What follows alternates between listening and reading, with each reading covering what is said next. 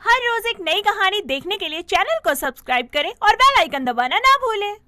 अपने पिता के चलते सूरज की मर्जी के बिना उसकी शादी सुगना नाम की राजस्थानी लड़की से हो जाती है। गृह प्रवेश के समय सुगना का इतना लंबा घूंघट देखकर उसकी सास फूलन कहती है, ये 5 मीटर का घूंघट तूने मुंह पे डालो है या पूरे शरीर पे? कछु देख भी पा रही है कि ना? माँ जी साहब, हमारी चिंता कोनी करो, एकदम सुथरा नजर आ रहा है सब मारे को। अरे सूरज की अम्मा, अभी बातें करती रहोगी कि बहू को गृह प्रवेश भी करने दोगी? सुन बहू, जा कलश को अपने दाएं पैर से गिराकर लल्ला के साथ भीतर को आ जा। सास के कहने अनुसार सुगना कलश को गिराकर सूरज का हाथ पकड़े अपने गृह प्रवेश के रस्म को पूरा करती है, जिसके बाद सूरज उसका हाथ झटकते हुए वहाँ से चला जाता है। उसे ऐसे जाता देखकर सुगना कहती है, बापू साहब, मारे बीन मारे को ऐसे छोड़ के काई चले गए? ये सब आपकी जिद का नतीजा है गो। माँ जी साहब, काई कहना चाहो सो? मारे को तो कुछ समझ ही को नहीं आवे। बहू, ऐसी चिंता वाली कोई बात नहीं है, तू जा अपने कमरे में आराम कर। सुगना अपने कमरे में जाती है तो देखती है कि सूरज सोफे पर सो रहा है। अपनी पहली रात को उसका ऐसा बर्ताव देखकर सुगना को अच्छा नहीं लगता। खुद का मूड ठीक करने के लिए वो आईने के सामने जाकर अपने लहंगे चोली को घुमाते हुए कहती है, हाय सुगना, माँ बापू ने थारे को कितना सुथरा लहंगा दिया है, म्हारा तो जी ही नहीं कर रहा इसे उतारने का। कितना फब रहा है ये म्हारे पे। बताओ, म्हारा बीन तो बात किए बिना ही सो गया। अब बताओ, पहली रात बीन बींदनी ने बात ही नहीं करी। ऐसे ही खुद से बातें करते करते सुगना की आंख लग जाती है और अगली सुबह वो जल्दी उठकर राजस्थानी घाघरा चोली पहनकर सर पर पल्लू लिए मंदिर में आरती कर रही होती है। उसके गाने की आवाज सुनकर उसके सास ससुर वहाँ आते हैं। सुगना दोनों को आरती देकर अपनी सास के पैर पकड़कर कहती है, खम्बा खड़ी माँ जी सा। कौन सो खम्बा? तू कहनो का चाहती है? मेरे पैर तो को खम्बो नजर आ रहे हैं का? अरे सूरज की अम्मा, बहू राजस्थानी में प्रणाम कर रही है तुम्हें। जी माँ जी सा, आशीष दो हमारे को कि सासरे में सबका दिल जीत सको। हाँ हाँ, जीती रहे। अब खड़ी भी हो जा, आशीर्वाद के साथ पैर भी लेकर मानेगी। अभी खंबा गड़ गया हो तो अपनी इस राजस्थानी बहू को बोलकर खाना लगवा दो, मुझे देर हो रही है। नाश्ता? पर अभी तक तो मैंने चूल्हा भी ना फूका। मैंने थोड़ा सा वक्त दो, अभी फुलके सेक लाती हूँ। अरे फल कब से सेक कर खाने लगे? अरे वो रोटी की बात कर रही है। जे लो, जाने तो अब तक कुछ बनायो ही ना। मेरे लल्ला, घुइयां खाकर काम पे जाओगो। क्यों, तुमने गुइयां बना कर रखी है क्या? थोड़ा इंतजार कर लेगा तो बहू अभी बना कर ले आएगी। बाहर ही खा लूंगा, मैं चलता हूँ माँ। इतना कहकर सूरज ऑफिस के लिए निकल जाता है। इस बात से सुगना दुखी हो जाती है और रसोई में चली जाती है। काम करते हुए वो खुद से बात करती है, आज सूरज जी हमारी वजह से खाली पेट चले गए। भले वो हमारे से बात न करे, पर हूँ तो मैं उनकी बींदनी, हमारे को तो ख्याल रखना चाहिए था ना। कोई नहीं, आज मैं उनके सामने अपने सबसे बढ़िया वाली चुनरी पहन के जाऊंगी। शाम के समय सुगना बढ़िया सा घाघरा चोली और उस पर छिट वाली चुंदड़ी पहनकर कुछ ज्यादा ही मेकअप कर लेती है। वो खुद को शीशे में निहार ही रही होती है कि तभी उसकी सास वहाँ आती है और उसका ऐसा मेकअप देखकर उसे घूरने लगती है। क्यों माँ जी सा, कैसी लग रही हूँ मैं? फुटरी एकदम। बहु फुटरी का तो पता नहीं, लेकिन कबूतरी तो जरूर लग रही है। जे का होलिया बना रखो है, भला इतनो मेकअप पोतने की कौन सी जरूरत आन पड़ी? माँ जी सा, मैंने के ज्यादा लाली पाउडर लगा ली। ज्यादा?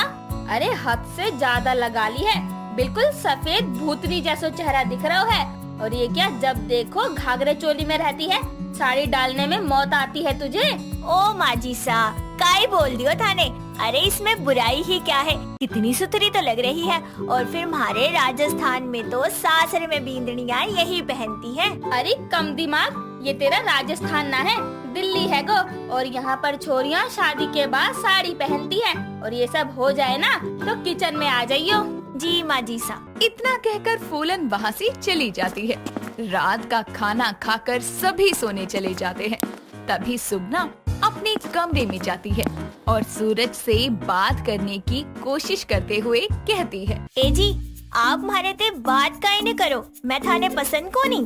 क्या बात करूं तुमसे, तुम्हारे आधे शब्द तो मेरे सर के ऊपर से निकल जाते हैं। अरे बीन साहब, बोली ना समझ पावो तो मन की बात ही समझ जाओ, मैं थाने प्रेम करूं। प्रेम मतलब प्यार? अच्छा, पर क्यों? काई मतलब ब्याह होया है थारा और म्हारा। अरे कितनी फुटरी शकल है थारी, अपने बीन से प्यार नहीं करूंगी तो क्या पड़ोसियों से करूंगी। बोलती हुई कितनी प्यारी लग रही है। ओहो, क्या बातों में लगा रही हो, मुझे नींद आ रही है, मैं चला सोने। इतना कहकर सूरज बेड पर सोने ही जा रहा होता है कि तभी सुगना उसका हाथ पकड़कर उसे अपनी तरफ खींचकर राजस्थानी गाते हुए बोलती है, थाने का झलियो मंगवायो, माने आँखों में सजायो, राज पलका में बंद करके रखूंगी। उसकी सुरीली आवाज सुनकर सूरज उसकी तरफ खींचने लगता है और उसे किस करने के लिए करीब आने लगता है। तभी सुगना का मांग टीका उसके माथे पर चुभ जाता है और वो माथा सहलाते हुए कहता है, ये कौन सा हथियार सर पर बांधे घूम रही हो? आइला, कितनी जोर से चुभ गया। ना सूरज जी, यहाँ तो म्हारा बोलना है, मतलब मांग टीका। बोनला? क्या अजीब नाम है, ऐसा लग रहा है तुमने मांग टीके का नामकरण किया हो बोनला। वैसे तुम इस राजस्थानी ड्रेस में बहुत जचती हो। साची, थारे वास्ते ही तो पहनी है माने ये हमारी छीट वाली चूदरी, और ये चूड़लो कैसे लाग रहे हो? इस तरह दोनों के बीच नजदीकियां बढ़ती है। समय बीतता है, सुगना धीरे धीरे अपने ससुराल में ढलने लगती है। एक शाम फूलन हॉल में बैठी माला जप रही होती है। तभी उसकी पड़ोसने कांता और शांता वहाँ आती है। अरे फूलन, तू तो मोहल्ले में ईद का चांद हुए बैठी है। अरे घर में बहू आ गई है, अब तो घर से कदम बाहर रख लिया कर। अरे जा, गर्मी में मरने को कौन बाहर निकलेगा, मेरे बस का तो ना है इतनी कड़ी धूप में डोलने की मन। अच्छा ये बता, घर में सब कैसे हैं? सुना है भाई साहब शिरडी गए हैं दर्शन के लिए। अरे ये सब छोड़ और अपनी बहू को बुला दे, शादी में घूंघट की वजह से उसका मुखड़ा नहीं देखा। हाँ ये तो है, फिर तूने मुंह दिखाई की रस्म भी नहीं की, अब आए हैं तो इसी बहाने बहू को भी देख लेते हैं। अरे वो कौन सा हूर की परी है जो उसको देखने के लिए मरे जा रहे हो, बुलाती हूँ। अरे ओ सुगना बहू। सास की आवाज देते ही बहू ट्रे में दाल भाटी चूरमा लेकर सर पर चूंदनी लिए हाजिर हो जाती है और ट्रे टेबल पर रखते हुए दोनों हाथ जोड़कर कहती है, खम्बा घड़ी। फूलन, बहू तो बड़ी लंबी है तेरी और इस राजस्थानी कपड़े में बड़ी जच रही है। आप हमारे सासरे पधारे, माने बड़ी खुशी हुई। आप भी बड़े फूटरे लग रहे हो। हाय हाय, हम इसे फूटे नजर आ रहे हैं, कहाँ से? अरे ओ गवार, उसका मतलब तू भी सुंदर दिख रही है, जे खाली राजस्थानी दिखती नहीं है, बोलती भी है। माँ जी साहब, मैंने दाल भाटी चूरमा बनाया है, और कुछ भी बना दो साथ में? इसके गले से जे ही उतर जाए वही बहुत है।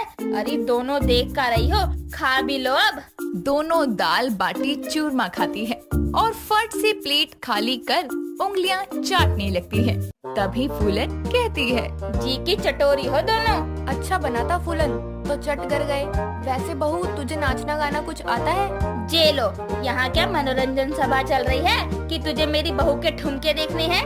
अरे हम तो पूछ रहे हैं बस। राजस्थान में वो घूमने वाला डांस होता है ना, जिसमें औरतें ऐसे घाघरा पहनकर घूमती रहती हैं। माने लागे से आप घूमर नाच की बात कर रहे हो। हाँ, हमारे को तो घूमर नाच बड़े अच्छे से आवे है। रुको, मैं थाने करके बताती हूँ। इतना कहकर सुगना अपना घाघरा घुमाकर नाचते हुए गाती है। धनक प्रीत के सर पे ओढ़ कर घूमर घूमर घूमे, ढोला वाले ठाट घूमर घूमर घूमर घूमर घूमर घूमे रे। उसका घूमर देखकर पड़ोसनी और फूलन भी उसके साथ घूमते हुए नाचने लगती हैं। आशा एक मेहनती और कामकाजी महिला थी। वो अपने बेटे राघव और बहू रंजना के साथ रहा करती थी। तीनों बड़े ही शांति और खुशी से साथ रहते थे। लेकिन कुछ दिनों से बहू थोड़ी सी लापरवाह होती जा रही थी। ऐसे ही एक दिन सुबह के समय राघव रंजना से कहने लगा, उठो यार, देखो सूरज सर पर चढ़ाया है और हम अभी तक सो रहे हैं। जल्दी उठो, मुझे ऑफिस भी जाना है। क्या राघव, तुम भी ना, कितनी जल्दी मचा रखी है। अभी तो 7 ही बजे है, तुम्हें 10 बजे जाना होता है ना। उठ जाऊंगी मैं, तुम तैयार हो जाओ। हाँ यार, मैं तो जा ही रहा हूँ, तुम भी उठ जाओ ना, फिर नाश्ता भी तो तैयार करना होगा तुम्हें। अरे नाश्ता तुम्हें मिल जाएगा, जाओ तैयार हो जाओ जाकर। राघव तैयार होने चला गया। रंजना ऐसा कहकर दोबारा सो जाती है। तभी आशा बाहर आंगन में पूजा करती हुई ये सब सुन लेती है। कुछ देर में राघव के तैयार होने पर भी रंजना सोकर नहीं उठती। कभी राघव के नीचे आने पर आशा उससे बोलती है, राघव बेटा, तैयार हो गए तुम? मैंने नाश्ता लगा लिया है टेबल पर, खा लो, मैं अभी आई। ठीक है माँ, मैं नाश्ता कर लेता हूँ। आप जरा रंजना से कह दो कि मेरा टिफिन पैक कर दे। आशा बिना कुछ कहे वहाँ से रसोई में चले गई और राघव के नाश्ता करने तक वो खुद ही टिफिन ले आई। टिफिन लेकर राघव रंजना को आवाज लगाती हुई बोलता है, रंजना, मेरा पर्स और रुमाल लाना। अरे यार थोड़ा जल्दी करो, मैं लेट हो रहा हूँ। आशा जल्दी से राघव का पर्स और रुमाल लाकर देते हुए कहती है, ये लो बेटा तुम्हारा पर्स और रुमाल, ठीक है ना सब सामान? एक बार चेक कर लो। क्या माँ, आप ये सब क्यों कर रही हो? रंजना कहाँ है? आती ही होगी, शायद नहा धो रही होगी या सो रही होगी। अच्छा चलो कोई बात नहीं माँ, सोने दो उसे, मैं भी चलता हूँ, लेट हो रहा हूँ। ठीक है बेटा, आराम से जाना और ख्याल रखना अपना। राघव की चिल्लाने की आवाज सुनकर रंजना भी उठकर बाहर आती है और कहती है, मुझे माफ कर दीजिए, वो मैं दोबारा से सो गई थी, शायद इसलिए गहरी नींद आ गई मुझे। कोई बात नहीं बहू, हो जाता है कभी कभी, तुम माफी मत मांगो। हाँ माँ सही तो कह रही हैं। चलो ठीक है, बाय, अब मैं चलता हूँ। राघव रंजना से उखड़े मन से बात करके ऑफिस चला गया। रंजना भी समझ गई थी कि राघव उससे कुछ नाराज था। ऐसे ही दोपहर के समय दोनों सास बहू खाना खाने बैठती हैं। तभी आशा रंजना से बोलती है, अरे बहू, क्या हुआ आज तुम्हें? तुम इतना रूखा बर्ताव क्यों कर रही हो मेरे साथ? कहीं तुम सुबह की बात को तो नहीं लेकर बैठी?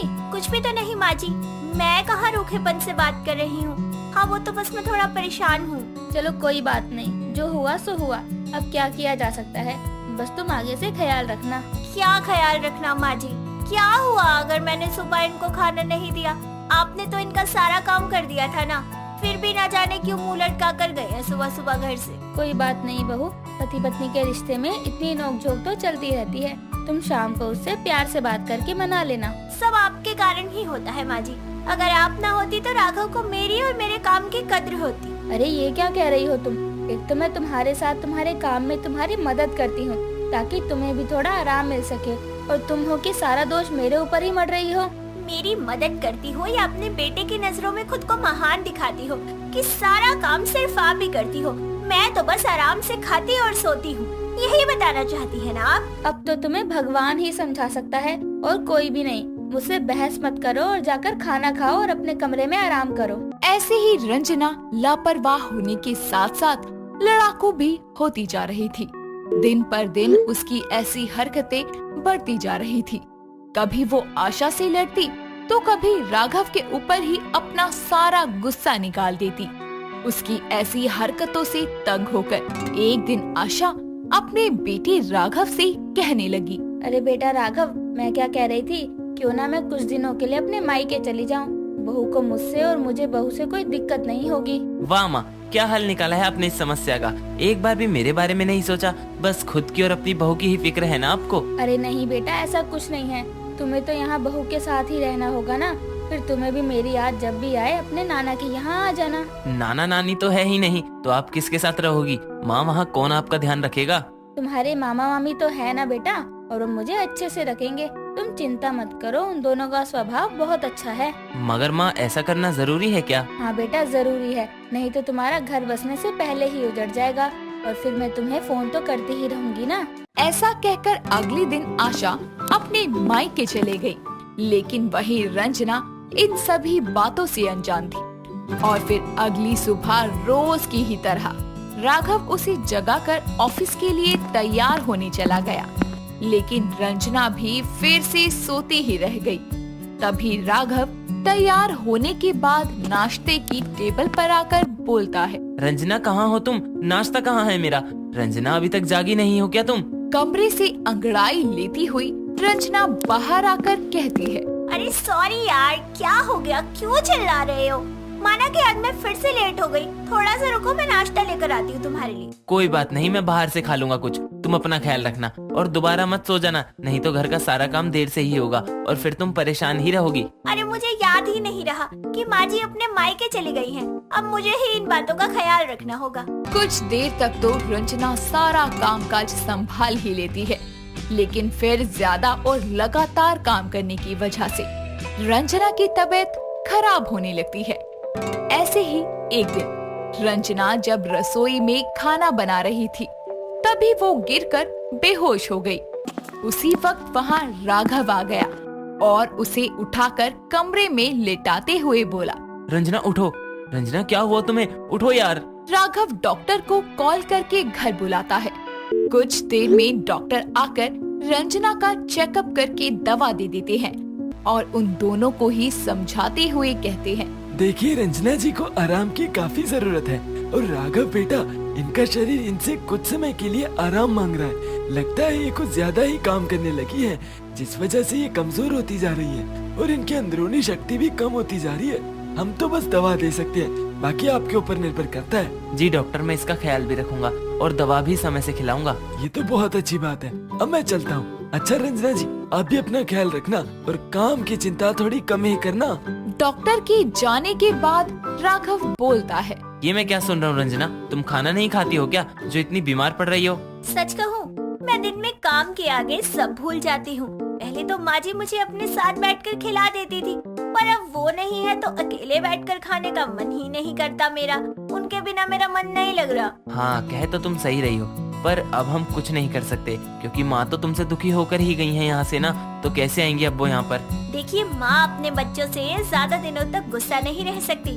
क्यों ना हम उनसे मिलने चले, उन्हें मना लाए। हाँ, माँ ने तो कहा था कि जब मन हो मेरे पास आ जाना, लेकिन क्या तुम ऐसी हालत में चल सकोगी इतनी दूर? हाँ हाँ, क्यों नहीं, मैं दवाई खाकर साथ चलूंगी, लेकिन माँ जी को मनाकर उनसे माफी मांगकर वापस उन्हें घर ले आऊंगी। फिर रंजना और राघव अपनी माँ के पास जाकर उनसे माफी मांगकर उन्हें मनाकर घर वापस ले आते हैं।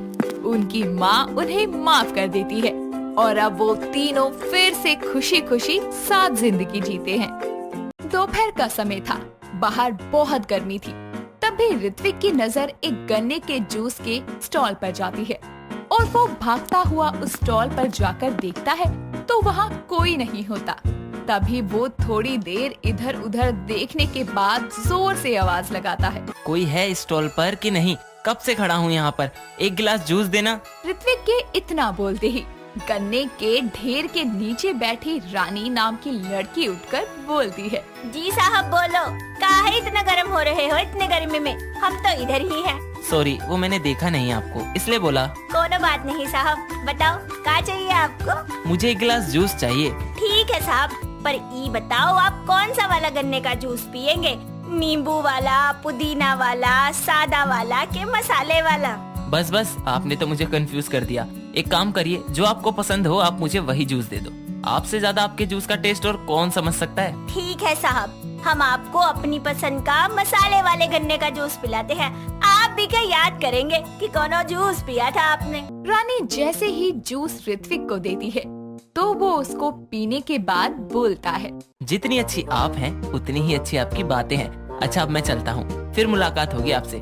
सच में आपकी पसंद बहुत अच्छी है, जूस सच में बहुत अच्छा था। उस दिन के बाद से रोज ऋत्विक वहाँ से जूस पीने लगता, जिसके कारण वो धीरे धीरे रानी को पसंद करने लगा था।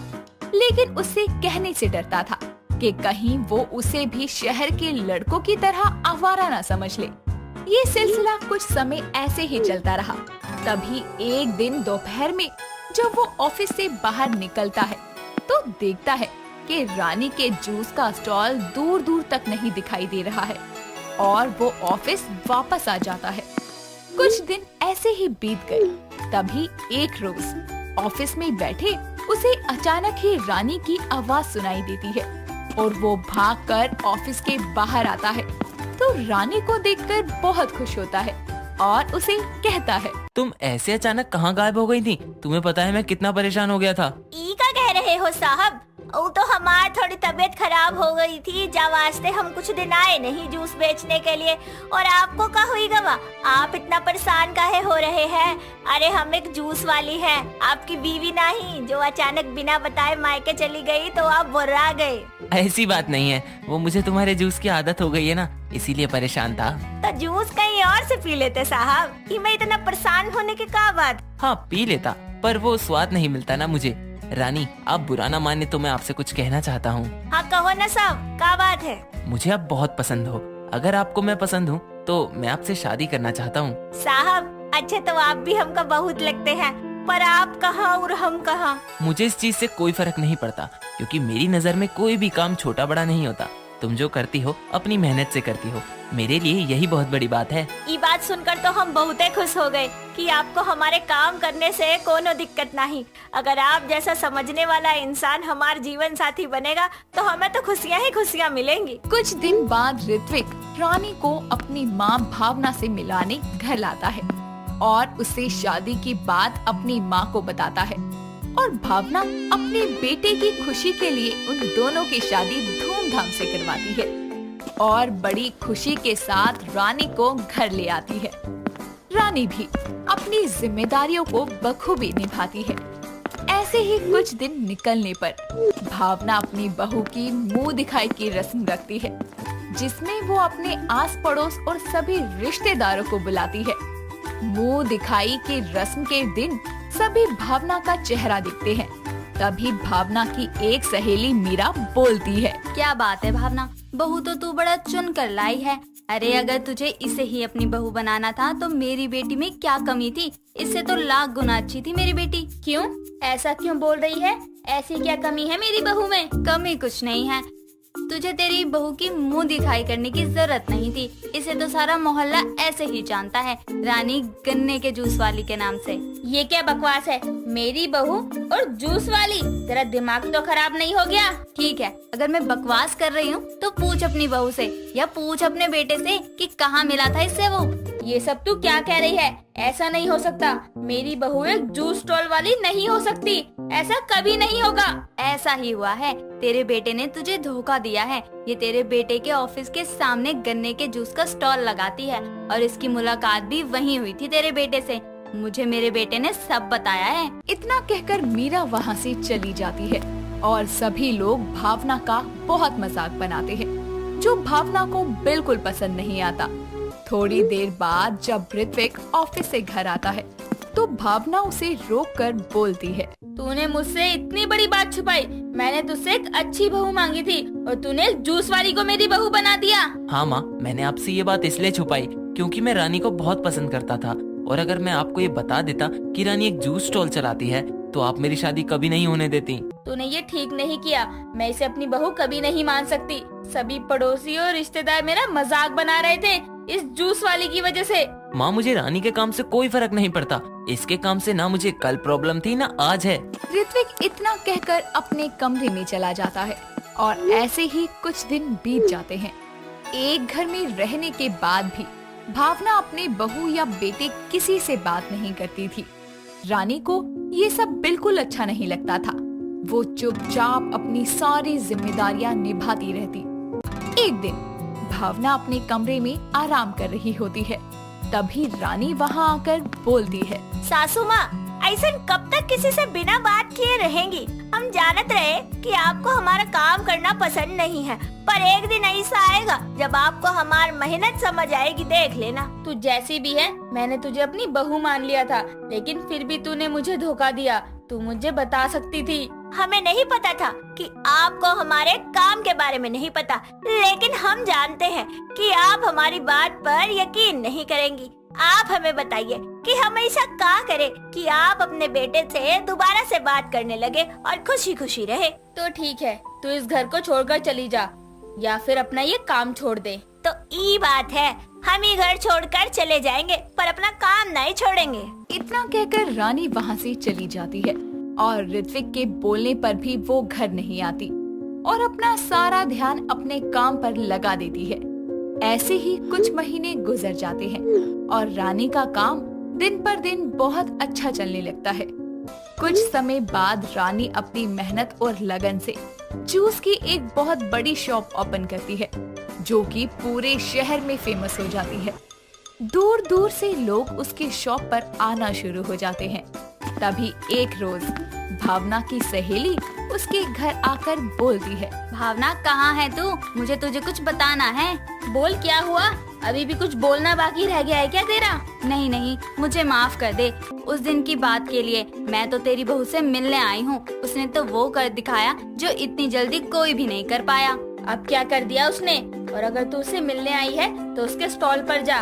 वो यहाँ नहीं रहती, मैंने उसे घर से निकाल दिया। जिस बहू को तूने घर से बाहर निकाल दिया था वो एक छोटा सा जूस का स्टॉल चलाती थी, लेकिन आज वो एक जूस शॉप की मालकिन है और लोग उसके नीचे काम करते हैं। तेरी बहू ने तो वो कर दिखाया जो सबकी बहुएं नहीं कर पाती। मीरा की बात सुनकर भावना को अपनी गलती का एहसास होता है कि उसने बहुत बड़ी गलती की है। इसीलिए भावना अपनी बहू के पास जाती है और अपनी गलती की माफी मांगकर उसको अपने साथ घर ले आती है। कोई भी काम छोटा या बड़ा नहीं होता और कामयाब होने के बाद हम नहीं, हमारी कामयाबी शोर मचाती है। वो कहावत है ना कि चढ़ती सूरज को तो दुनिया सलाम करती है। गणपत सुबह सुबह उठकर बाबू राव की तरह बनकर हाथों में धूपबत्ती लेकर अपने नए टेलीफोन की पूजा करते हुए बोलता है, अरे देवा, अभी जल्दी से फोन बजे और मुझे काम मिले रे। गणपत टेलीफोन से बातें कर ही रहा होता है कि तभी टेलीफोन बजने लगता है। गणपत जल्दी से फोन उठाता है और उषा नाम की एक औरत उससे बोलती है, मेरे को देवी प्रसाद से बात करने का है। देवी प्रसाद घर में है? अरे कौन देवी प्रसाद? ये देवी प्रसाद का घर नहीं है रे। क्या देवी प्रसाद घर में नहीं है? तो कहाँ को गई देवी प्रसाद? अरे देवी का प्रसाद मंदिर में मिलता है, घर में नहीं। इतना बोलकर वो फोन रख देता है और कुछ देर बाद उसकी बीवी मेनका नीचे आकर बोलती है, किसका फोन आया था रे गणपत? और नहीं रे, अभी तक किसी का फोन नहीं आया। पर उषा मौसी तो बोली थी कि इस टाइम तक फोन करेगी, अभी तक फोन नहीं आया उनका।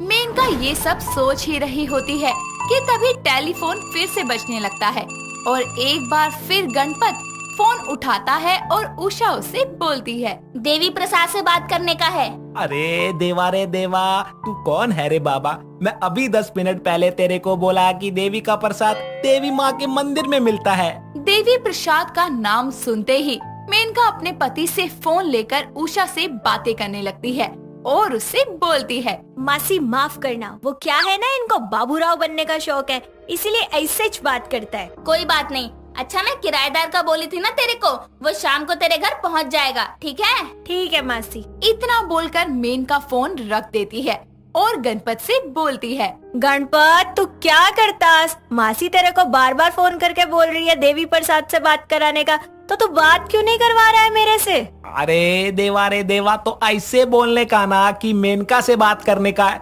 मैं सोचा कि देवी का प्रसाद मुझसे मांग रही है।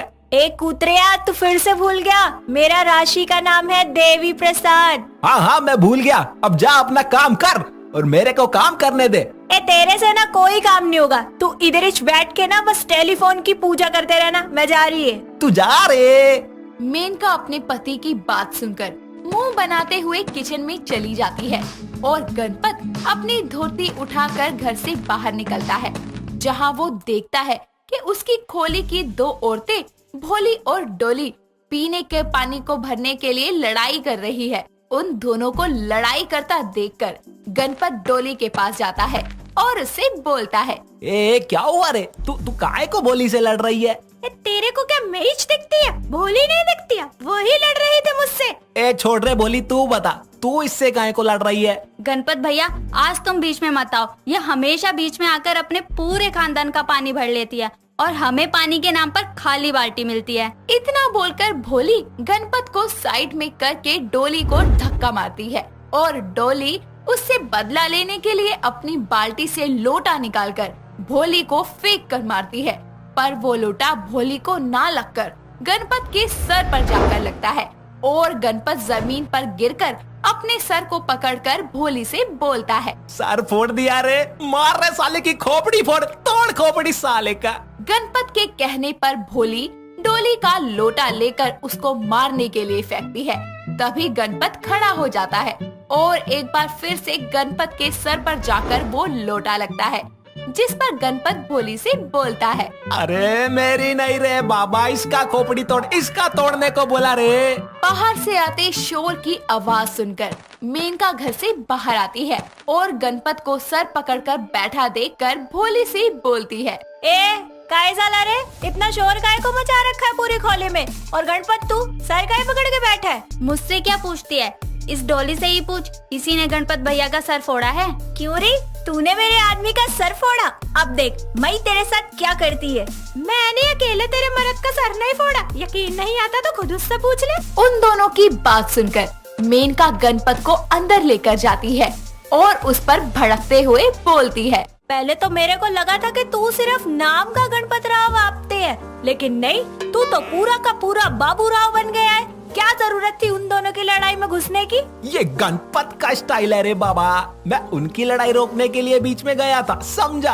रोक ली लड़ाई, उल्टा सर फटवा के और आ गए। मेनका गणपत को खरी खोटी सुना ही रही होती है कि तभी उसके घर पर धोती पहने हुए, माथे पर टीका लगाकर और चोटी को सहलाते हुए हाथों में पेटी लेकर कन्हैया नाम का एक आदमी आता है और अपनी पेटी को छोड़कर अपने दोनों हाथ जोड़कर गणपत और मेनका से बोलता है, राम राम, हमें उषा मैडम ने भेजा है किराएदार के लिए। अरे कौन उषा मैडम? मैं किसी उषा मैडम को नहीं जानता। अरे क्या कर रहा है, यही छपना नया किराएदार है। तू इसकी बात का बुरा मत मान, ये ऐसे च बोलता है, खुद को बाबूराव समझता है ना, इसलिए तू मेरे साथ चल, मैं तेरे को कमरा दिखाती है। यही मेरा घर है, मैं किसी को नहीं रहने दूंगा। तू जा रे यहाँ, कहीं और कमरा ढूंढ। पर मुझे तो उषा मैडम ने बताया था कि आप बहुत ही दरिया दिल इंसान हैं, जो सबकी मदद करते हैं। मुझे भी रूम देकर एहसान कर दीजिए। अरे दरिया दिली तो मैं है रे, पर अभी मेरे दिल में बाढ़ आ रहा है। अब तू चल रे, चला जा, जब बाढ़ जाएगा ना तब आने का, समझा? तू क्या करता रे, तू काहे को बाबूराव बन रहा है? क्योंकि मैं बाबूराव हूँ, इसलिए मैं बाबूराव बन रहा हूँ। तो मैं यहाँ से जाऊँ या? हाँ, तू जा, निकल। मैं सच में चला जाऊंगा, फिर बाद में पछताओगे कि हर महीने किराया नहीं आ रहा। तू जा रे। मैं सच में जाऊं? अरे तू जाता है या? जाता हूँ। कन्हैया अपना सामान लेकर वहाँ से चला जाता है और उसके जाने के बाद मेनका उससे बोलती है, इतनी मुश्किल से तो किराएदार मिला था, उसको भी भगा दिया तूने। हाँ, मैंने उसको भगा दिया तो यही कि अब पैसे किधर से आएंगे? मेनका के ये पूछते ही गणपत अपने टेलीफोन पर हाथ रखता हुआ उससे बोलता है, अरे काम और पैसा यहाँ से आएगा रे। ये पगली, मैंने ये टेलीफोन इसलिए लगाया, समझी क्या? इधर से आया था वो किराएदार भी। अच्छा मेरे को लगा तेरी मासी की ओर से आया था, इसलिए मैंने उसको भगा दिया। अपने पति की बात सुनकर वो उस पर गुस्सा हो ही रही होती है कि कन्हैया फिर से घर आता है और अपनी पेटी को नीचे रख के उनसे बोलता है, मैं यहाँ से कहीं नहीं जाऊंगा, मैं इसी घर में किराए पर रहूंगा। ठीक है, तुझे इसी घर में किराए पर रहने का है ना? हाँ। तो तुझे किराया उषा को ना देकर सारा मुझको ही देना पड़ेगा। बोल मंजूर है? अगर मंजूर है तो फिर किराए का कमरा मिलेगा।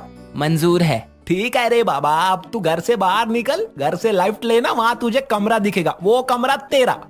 पर हाँ रे, पहले पैसा दे। कन्हैया उसको 2 महीने का एडवांस देकर बाहर वाले खोली में चला जाता है। ये सब देखकर मेनका उससे बोलती है, ये सब क्या है रे गणपत? ये गणपत राव का स्टाइल है, गणपत राव आपटे का स्टाइल। सुमन अपने पति भुवन की मॉर्निंग वॉक से बड़ी परेशान थी। भुवन रोज सुबह 6 बजे उठकर घर से निकल जाता और 10 बजे से पहले वापस नहीं आता, जिसके कारण घर के छोटे मोटे कामों के लिए उसको अपने बेटे कुणाल को जगाना पड़ता। ऐसे ही एक सुबह भुवन रोज की तरह बाहर था, जिसके कारण सुमन अपने बेटे को आवाज लगाकर बोलती है, ओ कुंभकर्ण उठ जा, दोनों बाप बेटे ने मेरा खून पी रखा है। एक सुबह सुबह उठ जाता है और दूसरे के उठने का कोई समय ही नहीं है। कुणाल अपनी आंखें मसलता हुआ बाहर आता है। सही है, पापा हाथ नहीं आते तो बेटे को पकड़ो। अब बोलो क्यों बुला रही थी? क्यों बुलाऊंगी? अरे दूध ले आ जाकर, ये ले पकड़ डोलची और जल्दी आइए और तेरा बाप आकर चाय मांगेगा। कुणाल टहलता हुआ दूध लेने के लिए निकल जाता है, जहाँ वो रास्ते में एक पार्क के अंदर अपने पापा को एक औरत के साथ चिपक कर बातें करता देखता है, लेकिन वो उस औरत का चेहरा नहीं देख पाता। इसीलिए वो पार्क के अंदर जाता है।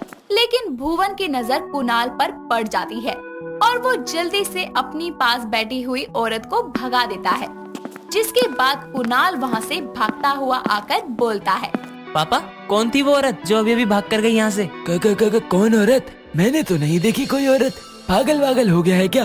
कौन से सस्ते नशे करने लगा है तू? बस पापा, मैंने कोई नशे नहीं किए, बल्कि आपने किए हैं, वो भी महंगे वाले। सीधे तरीके से बता दो, नहीं तो मम्मी को बोलूंगा मॉर्निंग वॉक के बहाने आप अपनी सेटिंग से मिलने आते हो। साले तू अपने बाप को ब्लैकमेल करेगा? पापा आपने ही बोला है, बाप बड़ा ना भैया, सबसे बड़ा रुपया, और पैसों के आगे क्या बाप क्या बेटा। साली गंदी औलाद, ना मजा ना स्वाद। भौंक, कितने पैसे चाहिए? अभी के लिए 5,000 दे दो, बाकी तो अपना चलता रहेगा ना बीड़ू।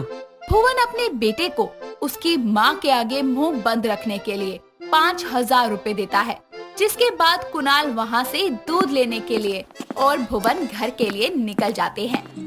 कुछ देर बाद जब दोनों बाप बेटे घर आते हैं तो टीवी देख रहे होते हैं, जिसके बाद सुमन वहाँ आकर बोलती है, दोनों बाप बेटे ऐसे पसरे हो जैसे घर में काम करने के लिए कोई नौकरानी रखी है। अरे तुम दोनों को दिखता नहीं है क्या कि घर में कितना काम फैला है? थोड़ी मदद ही करवा दें। अरे माँ क्यों चिंता करती हो, पापा है ना, वो करवाएंगे ये सारा काम। क्यों पापा, करवाओगे ना? मैं क्यों? तू साले रोटियां तोड़ने को पैदा हुआ है क्या? नहीं पापा, ऐसे नहीं बोलते, मुझे एक जरूरी काम है, आपको बताया था ना। कौन सा जरूरी काम? देखो पापा, चुपचाप माँ के साथ काम करवा लो, वरना आपकी सेटिंग वाला राज बता दूंगा माँ को। अरे हाँ, मैं करवा दूंगा काम।